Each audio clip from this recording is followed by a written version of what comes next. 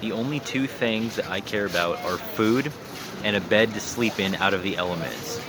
So when it comes to how I define success and how I define life and what I want out of life, at the end of the day, it comes down to two things for me, and that's, did I get food and do I have a bed to sleep in outside of the elements?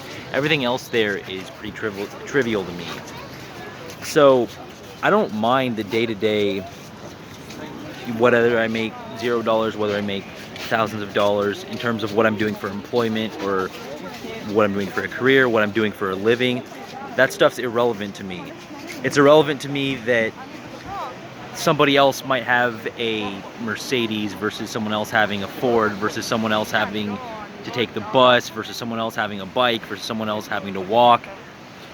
I don't really care about any of that. I care about my own food for the day and a bed to sleep in, and that's just how I want to live my life going forward day to day, because we add so many things to our lives that are just stressful, things to think about, more bills, more things that we think we need that we don't really need. And so a lot of people have a hard time relating to that and understanding why you might be fine with a certain level that they wouldn't see as fine with their own life. So maybe you want to go minimalist, maybe you want to get back to nature, maybe you want to live off the land, maybe you want to keep things a little more simple. So someone else who was inclined to go take out the college debt and the mortgage and the marriage contract and the car payment on the expensive Mercedes that they can't afford, but they just wanted to have the car for whatever reason. So their threshold of how much money they need per day is different than yours. So they might not understand you if maybe you're a good painter and you just want to do face paintings in a park somewhere, a public park. So you go to a public park in your city and you just start doing face paintings for tourists and kids that walk by, and you just make your living that way. And you like the outdoors, maybe you like going camping. You don't need or see the need for the house with the white picket fence and the huge car payment and all of that. So a lot of people just don't relate to it. A lot of people don't relate to someone that's breaking it down to the basics of what it is that we actually need. I have a great time every day if I was fed and I have somewhere to sleep. And so growing up in San Diego, I grew up middle class. My grandpa on my mom's side was in the Navy here, so he got property back when it was really cheap. And so that's why I'm in San Diego and have the fortune of growing up in a household where it's paid off, no mortgage, no rent, but you're still kind of thrown into that system with school and society and the media and just the pressure of go to college, get your degree, do all this. And so over the course of my life, I find myself getting stuck to these patterns, which we all do because we're all influenced by what's around us. You're going to think the world is what you grew up as until you get to a certain age. So if you're born in a small town, you're just going to think that the world is that small town until you get old enough to learn other things, meet other people, travel, do all that. If you're born in Southern California, you're going to grow up thinking that snow doesn't even exist until you learn that it exists, because that just might as well be the world. And that's with anything, with religion that you were brought up in, just the way you think about anything.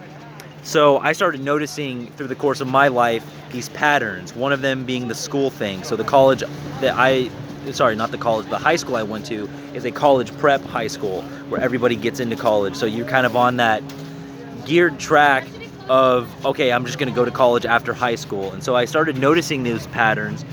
I went to college for a little bit, started going into a little bit of debt, and I started to realize that there's other ways to do it. And I started to meet other people, and I started to think about what I wanted to do. So I dropped out and came back to San Diego, and that was at 19, 27 now. So it's been a few years of just working other jobs, working on goals, working on my vision for things. I moved out a couple years ago into a family rental at 24. So from 24 to 26, I had my own place, which was cool. But I was paying rent, and even though it was to family, which was awesome, I started noticing you're just geared to that. You're geared to think, okay, high school student, then college student, then get your job, then get married, have kids, get your house. That's like an accomplishment to move out of the house. And there is perks to that. Mainly, I loved moving out of the house because it gave me a sanctuary. having my own place of 1 bedroom and 1 bath gave me a sanctuary with no roommates, no girlfriend, no family, where I had my own space, which was awesome. Have your own space to play music or just have your own time to yourself, meditate, leave the house and the dishes how you left it and not have anyone else messing with it. Those kind of things are very good for having some space of your own to go to away from the rest of the world, because I like both the socialization and then also I like my recharge time of solitude where I can just kind of be by myself. I enjoy my own energy. I get recharged on my own energy. That's one reason that I love a vendor job like this, is just being at a body of water like La Jolla Cove in San Diego, being outside with the trees and the animals, the birds, the squirrels. I get recharged on that. I get recharged on just my own energy, my own way of being, and what I want to do with the day. A lot of times these other people and these electronics and the stuff we're told we need to do, the stuff we're told we need, it's a huge energy drain. And so going back to the house, I started realizing that a huge reason that I was even living there by myself was just the novelty of everybody thinks, oh, okay, well, you grow up, high school, college, then you move out. That's just what you do. That's just, in America, that's how you're kind of trained to think of it. Whereas other cultures, they have huge families that live together and multiple families that live together in certain arrangements. So it's not like this rite of passage of just, oh, you're in your mid-20s now or getting there. Have you thought about your own place? You should probably move out of your parents. But we're just geared to think that, because then to the peer pressure, everybody else is doing it. And so you kind of get into those thought patterns. Someone at 30 sees a couple of his friends moved out and he starts to think, well, should I be out of my parents' house? But depending on your situation, that could be your ticket to save a bunch of money. That could be your freedom to start that business knowing that you don't have to go pay a rent or a mortgage. Milk that as long as you can. If the home life is kosher enough, then understand the value of your family. And so I started noticing these kind of things where, yeah, it was nice to have my own place. Like I said, have a sanctuary of my own, but it was $1,200 a month for just to have 4 walls, like an artificial thing, to go to work, to pay for the artificial thing, and then come back and sleep to go to work again, and started noticing that. And so my current phase of philosophy right now, where I'm at, just realizing the world and what I want out of life, it really comes down to just food and a bed to sleep in that's out of the elements. I don't want to get rained on in the middle of the night, but outside of that and food, I'm good. And I'm happy, and I'm genuinely happy, and I can say that. And it's same thing with like I mentioned with my vendor job over here. I'm doing my buff line and then also consignment with other items from shops and other individuals. It doesn't matter if you come out here and make $0 for the day or you make 1,000 for the day. That's one thing too. Is someone's like, oh, how are sales today, or how's your business going? And with some people, they ask it in a genuine way, and some people they're just never gonna get it because their opinion is just gonna be different. It's like, oh, if you didn't sell anything, ooh, and if you sold 1,000, what? I didn't know you were doing that well out here, right? It's always gonna change based on their thing. So it's just you don't even want to get into it sometimes because they don't even get the overall perspective that you're saying about, yeah, the good days can average out with the bad days. I get to be outside and I'm fine. I'm paying food, I'm paying for somewhere to sleep. I just moved back home, so I'm not paying $1,200 in rent anymore. I'm with my family in a house that was built in the 1930s that's paid off, that I have a bedroom to sleep in and a kosher family situation that I can go to. So someone else, like I said, who took out that mortgage and that college debt, they just don't relate to what you mean by how are you able to just sell stuff at the beach and be fine and cover your expenses, because their definition of getting by or success is different than what yours is. And that's the thing too, people, they make assumptions and they ask you questions, but people, they never try to know you or your circumstance. They just have their own worldview, and they think that something's going to play out a certain way because it plays out that way in their life or their mind.